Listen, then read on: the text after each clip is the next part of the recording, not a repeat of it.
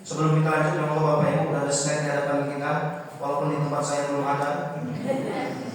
Mari sama-sama kita nikmati. Oh, sudah ada ternyata, Masya Allah. Sudah ada. Udah dua malah ya. Monggo Bapak Ibu, bismillahirrahmanirrahim. Allahumma barik lana fi ma razaqtana wa qina azabannar. Oh, dibawa pulang ya? Boleh bawa pulang ya. Baik, saya minum dulu ya.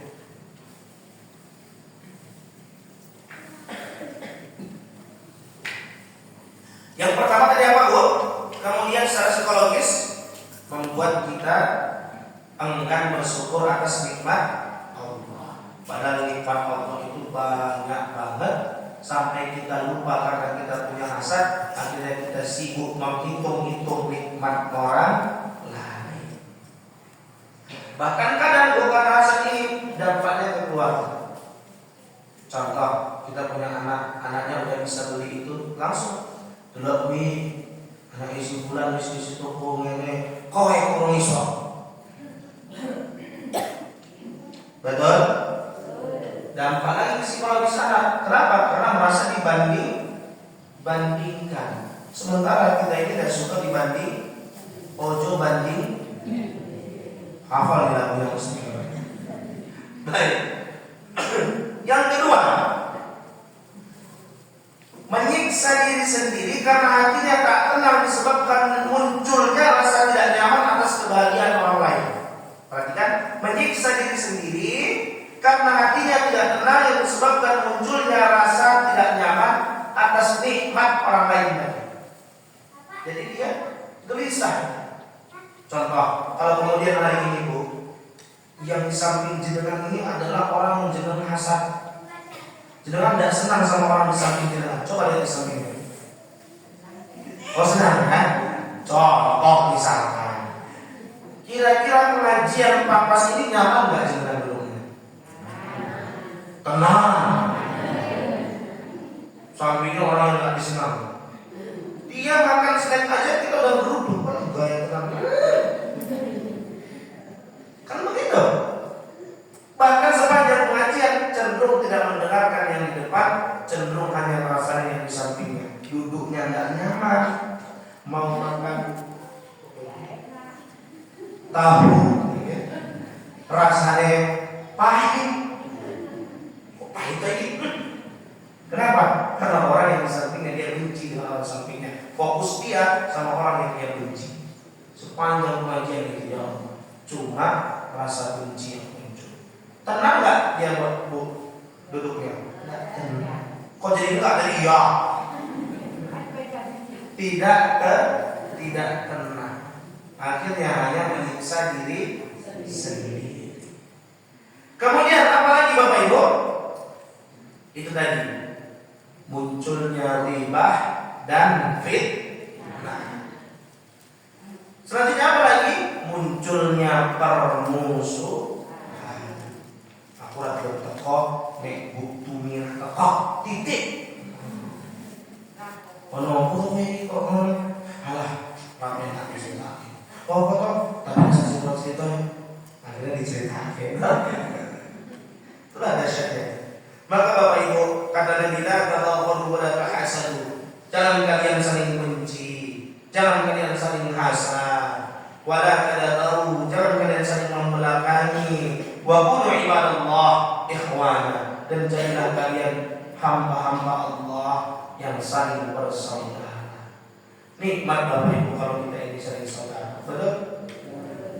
Tetangganya dapat nikmat, kita juga alhamdulillah. Pulau ini senang dan jenengan yang maju, pulau senang. Kan gitu. Sebenarnya kalimat ini jarang kita ucap. Alhamdulillah dan jenengan nenek, ya mesti berharap tak? Gitu. Kan gitu. Tapi kalau kita baik pakai sama kebaikan, maka ada tingkatan hasad.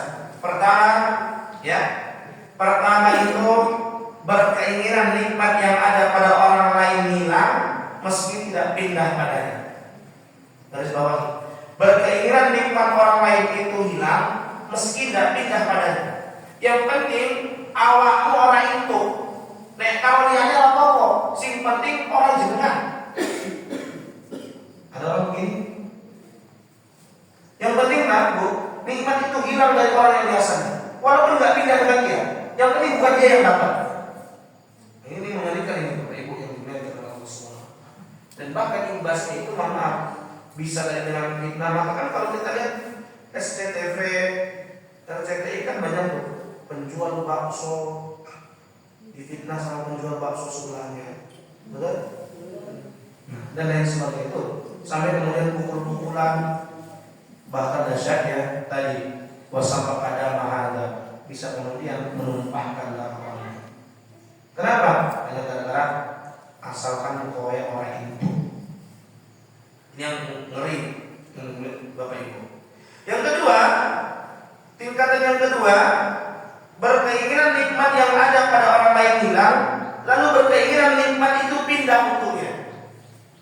Coba kita lihat lagi. Berkeinginan nikmat orang lain itu hilang dan pindah untuknya. Ini tadi yang jual bakso. Difitnah bakso tuh apa kan? Tikus. Difitnah. Kenapa? Akhirnya yang tadi sering sana tuh pindah dia. Yang penting nikmat itu pindah sama aku dengan cara apapun akan dia lakukan. Ngeri nggak itu? Ngantuk apa gimana bisa makan? Orang ngeri. Kemudian apa Bapak Ibu? Tidak punya maksud dengan nikmat orang lain, namun ia ingin orang lain tetap dalam keadaan yang miskin dan bodoh. Nggak ada maksud. Kalau orang ini tetap sama aja di rumah, miskin, bodoh, dia tidak ada, biasa. Tapi kalau udah mulai dapat nikmat, mulai meningkat, anaknya mulai sekolah, mulai kuliah, muncul masalah. Kok isu kayak ini? Padahal bapaknya mau naik, kok isu? Muncul. Perasaan tidak senangnya salah. Orang mulai meningkat ekonominya dia tidak senang. Harusnya kan senang. Kenapa? Alhamdulillah kalau beliau bisa. Tapi dia muncul. Tapi kalau dalam keadaan miskin, bodoh, tidak ada masalah. Wis, mono-mono itu. Tapi kalau mulai meningkat, muncul. Kok bisa? Ada orang begitu? Ada enggak? Ngomong aja sama saya. Kalau ditanya dijawab ya. Baik. Nah, tapi ada yang boleh. Ternyata ada hasad yang dibolehkan Bapak Ibu. Jangan salah, ternyata ada hasad yang dibolehkan. Apa itu? Menginginkan sama dengan orang lain. Kita garis bawahi ya kalimatnya ya. Bahasa Jawanya. Pengen podo karo wong liyane. Apa sih saja? Menginginkan sama dengan orang lain tanpa menginginkan nikmat orang lain itu hilang. Coba. Pengen sama dengan orang lain tanpa menginginkan nikmat orang lain itu hilang. Contoh, ada orang sedekah ke MGS, bangunkan, itu kan lantai 4 tak tambahkan. Amin. Nah, kemudian setelah itu Bapak Ibu kita lihat, Bapak itu wakafnya luar biasa ya. Dia pengen sama bismillah. Nah, ini boleh. Ini yang begini boleh. Karena yang muncul adalah kebaikan saja. Tapi kalau jalan tadi, Bapak itu wakaf. Dari mana juga? Kok korupsi kok biaya? Nah, ini tidak boleh. Ya. Jadi ada dua kemudian kata Nabi langsung ini. Apa itu? La hasada illa fisnatain. Tidak boleh hasad kecuali dua perkara. Satu, rajulun atahu Allahu malan, sama orang yang Allah beri dia harta banyak, tapi kemudian orang tersebut menginfakkan di jalan kebaikan. Boleh. Contoh, ada rumah sakit Muhammadiyah itu di Bandung. Ada yang infak kurang lebih 30 sampai 50 miliar satu orang. Jadi dia infak berapa? Untuk bangun itu 50 miliar. Kayak nganggo kas Ambar Tawa Selatan, tapi orang. Wah, tapi tenang. Satu orang. Tapi kemudian kita pengen, wah aku pengen bismillah kok ini soalnya. Yang muncul adalah akhirnya kita pengen berinfak. Ingat ya, tanpa menginginkan nikmat orang tersebut hilang. Kalimat itu yang kedua. Kita pengen sama tanpa menginginkan nikmat orang lain itu hilang. Yang kedua, sama siapa boleh? Sama orang yang Allah berikan dia ilmu. Ya, Allah berikan dia ilmu. Kemudian kita pengen sama dengannya tanpa menginginkan nikmat orang itu hilang, itu boleh. Contoh, imam kita di sini suaranya bagus. Bismillahirrahmanirrahim. Alhamdulillahirabbil alamin. Wah, suara imamnya apik. Aku yo pengen podo. Akhirnya apa yang muncul? Mesti kita belajar. Tapi kalau jadi kan suara imamnya apik, muka-muka hilang kalau mulai suaranya. Akhirnya tidak boleh. Ya. Kenapa? Berarti kita otomatis menginginkan nikmat yang ada pada imam tersebut hilang. Nah, maka Bapak Ibu yang dimuliakan oleh Allah Subhanahu wa taala, ini boleh. Maka kemudian ada sebenarnya agar kita ini terhindar dari sifat hasad.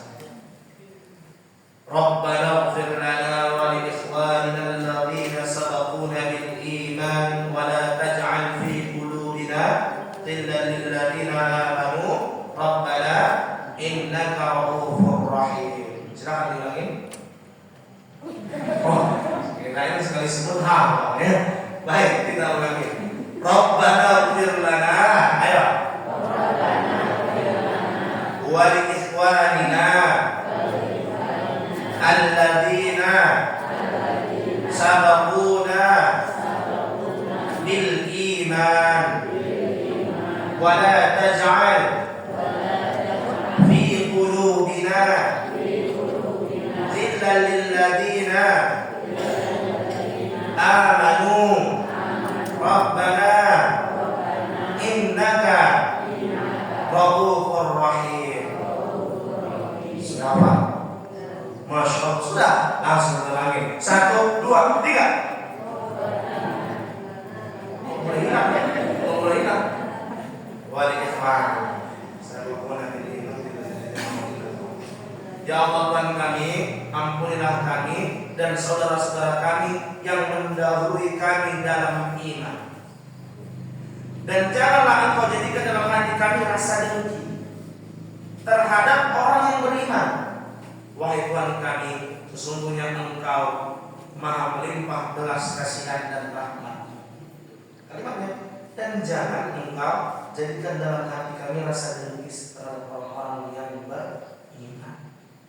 Jadi kita minta doa sama Allah dan banyakin syukurnya kalau mau menghilangkan rasa hasad kita sama orang lain. Kenapa? Karena hasad itu adalah nikmat yang tidak kita suka yang dimiliki oleh orang lain. Kalau kita banyakin rasa syukurnya, maka kita akan semakin menunduk sama Allah.